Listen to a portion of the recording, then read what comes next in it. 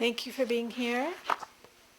Before I start to read from my new book, I thought I'd read an old poem because on the way down here, I passed many beautiful fields full of dandelions. So this is a really ancient poem of mine. It's called Median with Weeds. The dandelion's pointillism fires without mercy. Their yellow sway is just the yellow of a child's pure rendition, waking up the rarely green divide between the thoroughfares. But I know the grass has grown too long, and tomorrow city mowing crews will make heads roll. Wild herbs springing up unwanted, the definition of a weed. I want to pull the chaos from my life, to rip up the unruly with my hoe. But then there's the glamour of 3-year-olds in love with yellow flowers, whose passion is to pick those gone to seed and blow. So thank you for coming again. My book is called The Banquet of Donny and Ari, and it tells a story and poems about a couple who are kind of opposites. He's Dionysian. He's passionate about food and music and life and sex, I guess. And Ari, his wife, and he is a musician. And Ari, his wife, is a weaver, fiber artist, and she is going through a hard time and sort of retreating from sensuality in all its forms. Part of what she's going through is the death, the illness and death of her mother, so there will be poems about that. The book is set in 2006, and in the middle there's poems about him trying to mount a production of Monteverdi's opera, L'Orfeo, which in 2006 was celebrating its 400th anniversary, or about to. It was first performed in 1607. And Ari, at the same time, is making tapestries that she calls the Human Footprint series about environmental catastrophe. So Donny is an early musician. His specialty is early music, Baroque music. And so this is about the early days of their relationship, and it's called Early Music. That summer, Ari lay on the swept wood floor. Donny played the harpsichord. River heat rose around the island, clinging to them, sticky with newborn love. In tall frosted glasses, he served cantaloupe, crushed with ice and lime, red beans and quinoa on earthen plates. Dampness entered, settled like the children they didn't yet know. On the swept wood floor she lay, her braid undone, Bach's inventions catching in her hair. So they get married. I won't read you the marriage poem, but just so you know, it's called Chernobyl Wedding, 1986. So the doom is right there already. And so the action of the book, as you can see, takes 20 years later, starts this action. And it covers 4 seasons. It starts in winter. And this is a poem from Donny's point of view. Argonautica. Donny doesn't think he's made decisions. Life's a hungry lion tracking prey. Each hour has a name and a place. Each hour has a texture and a name, but not a place to stop. If only he could cast himself beyond time's grip, forward, backward, he wouldn't care. Escape the wax museum of the now without a scratch, without being missed. Where would he go? Some risky, thrilling era, but with indoor plumbing and martinis. Would he be a firefighter, secret agent, pitcher, a hero riding rocky seas? Orpheus drowning sirens, shielding grateful sailors with his sunburst Stratocaster and his song. Do you know what a Stratocaster is? It's a special electric guitar. It's one of the famous electric guitars that makes that really great sound in a lot of the rock music that we know and love. It's that rich sound. This poem is called Feast and Famine. Donny can remember when Ari ate it all, pad thai and paella, pulled pork and pozole, veal stuffed with apples and pâté de foie gras.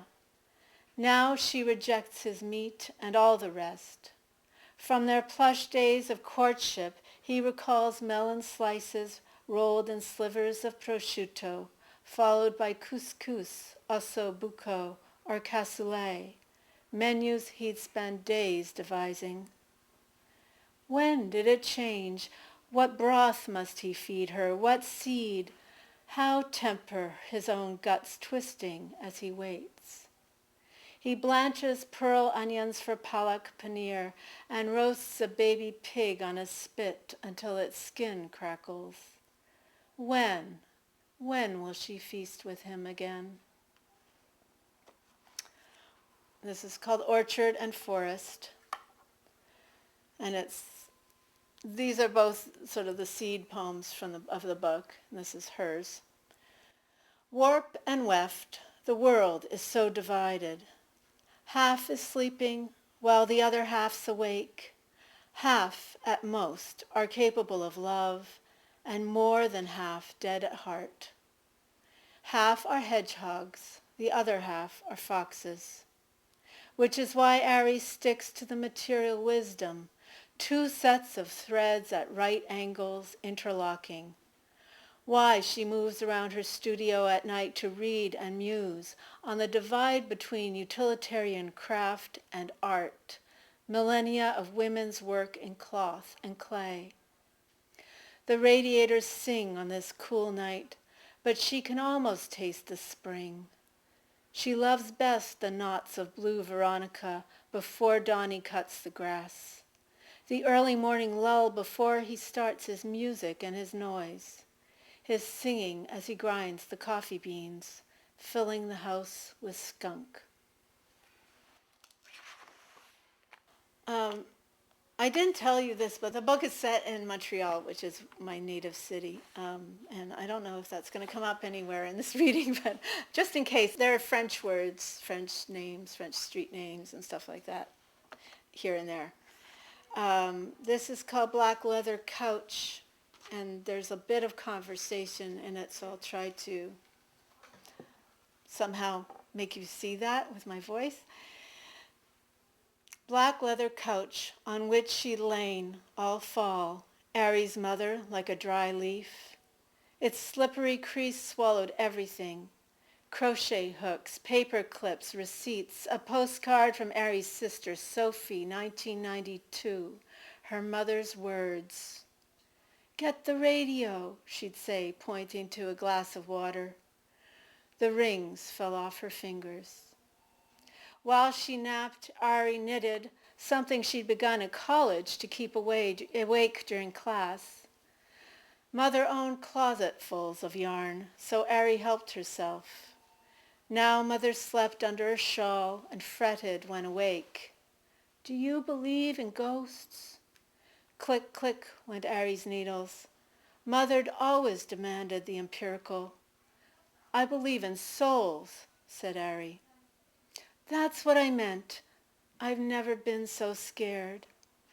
She cried whenever Ari's dad got up to get a glass of milk, her pills, a blanket. By October, she was always cold. "What did I do wrong? Why are they angry?" "No one's angry, Mother." But Ari's tongue was just a plug of dirt. She stroked her mother's naked hand. "I'll never knit another tea bag again." Ari and Donny have two sons. Stefan is the eldest son. He's about 11, and Anno he turns 6 in the course of the book. This one's called Mouths of Babes. Ari's dyeing yarn and tea when Stefan lopes into her studio. Headstrong firstborn, jeans too short again. Can he have $1 for the dollar store? What will you buy? Though she can guess. Cap gun. He studies tea leaves swirling in the sink. The air stretches. Don't you have enough? They're all broke. She tries to squash the knot of righteousness crawling up her throat. Hasn't she told him about plastic, about waste, the garbage patch sprawled the width of continents? 500 million tons. When we throw away, it just goes somewhere else. He looks up at her, shoots her with his eyes. So it's over anyway, and it's your fault. Her fingers probe her pocket for some change.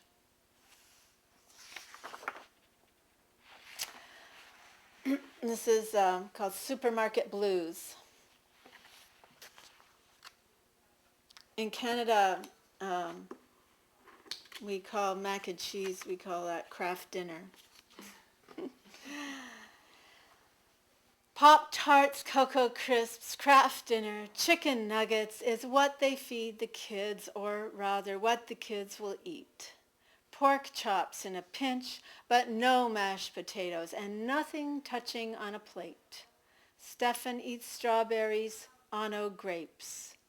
They feed most often from the towers at the supermarket center, the cardboard glossy food machine, brandishments of cereal, crackers, chocolate-covered anything, product place so they can run ahead and lob brightly baubled boxes into the basket. Donny follows, somnambulant, beside himself, as if thrust out of hell, alone in smothering light.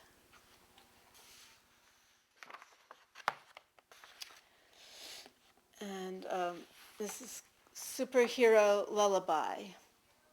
So Donny is trying to work out this opera, Orfeo, in which Orpheus goes down to hell to fetch Eurydice, and he's sort of thinking aloud in this poem with his son Anno. Superhero Lullaby. Sleep demands a story. Donny's on his side, on Anno's narrow bed. Once upon a time, he whispers, there was a demigod. What's a demigod? Half god, half human. Orpheus sang and played his lyre so that lions rested at his feet.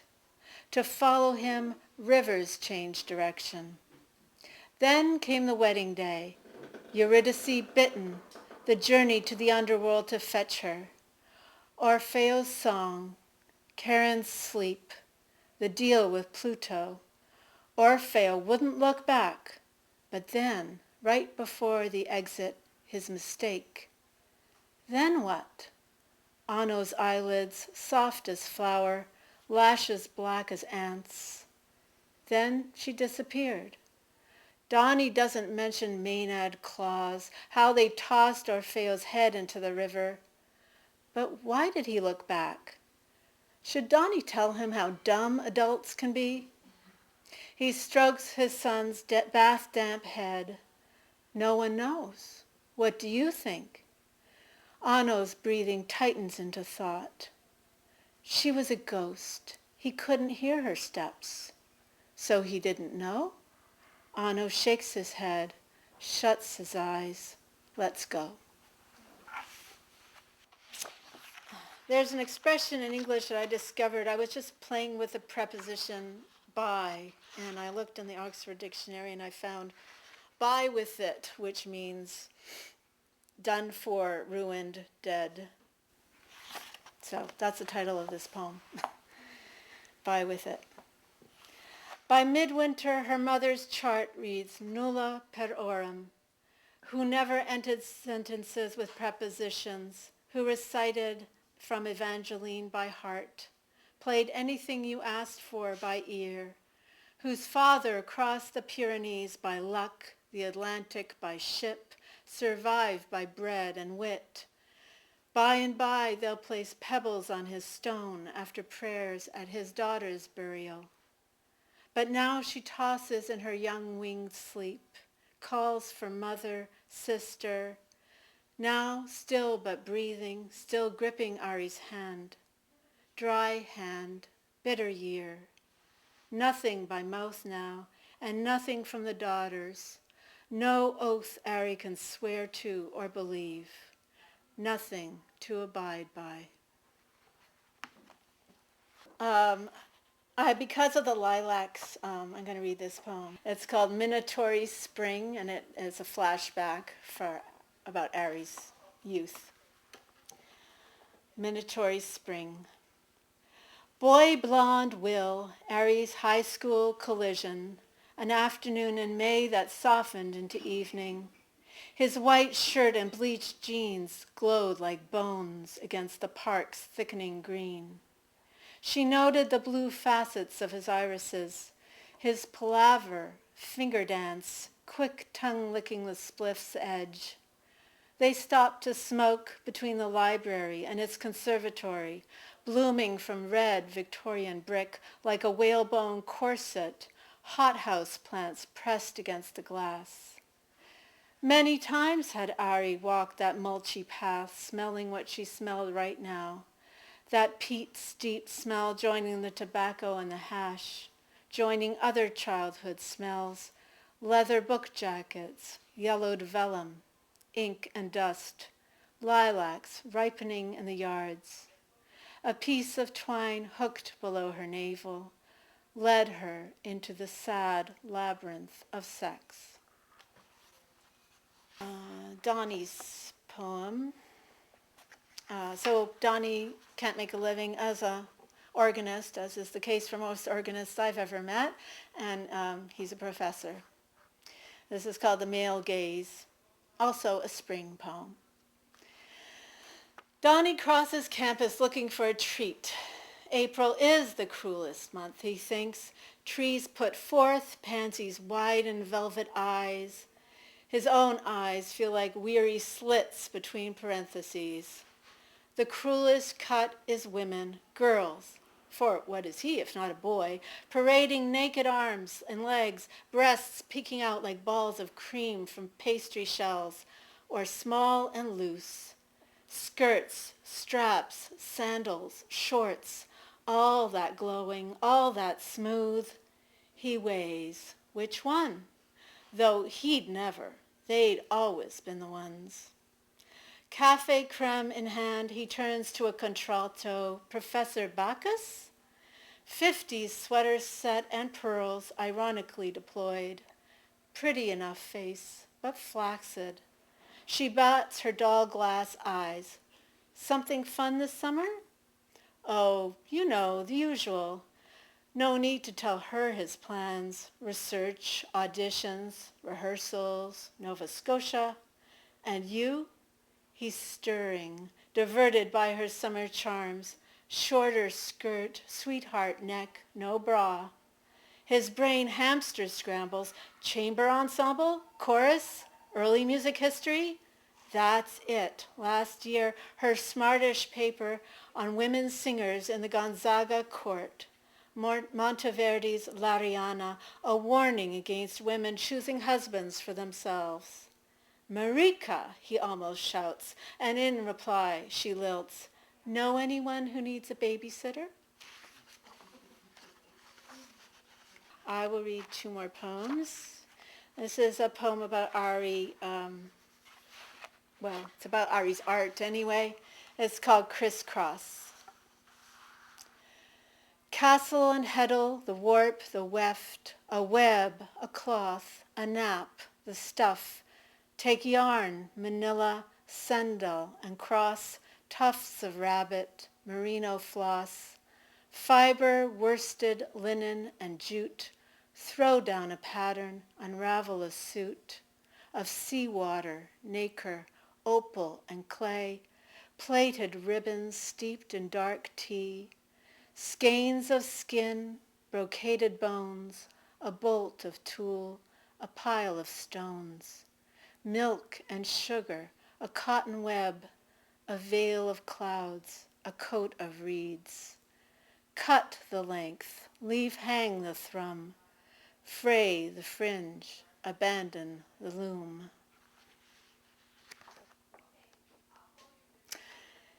I'll leave you with a sexy poem. It's in praise of uxoriousness, and if you don't know what uxoriousness is, it's too much admiration of one's wife. excessive admiration of oneself. Let husbands be lush with loving kindness, doting tongues, private smiles, satisfied with all. Let them bless and polish with deft thumbs the prehistoric heart-bottomed goddess unburied from volcanic ash. Offer back rubs, grapes, and satin slippers. Swell her caves and curves to give and receive with pleasure, without shame.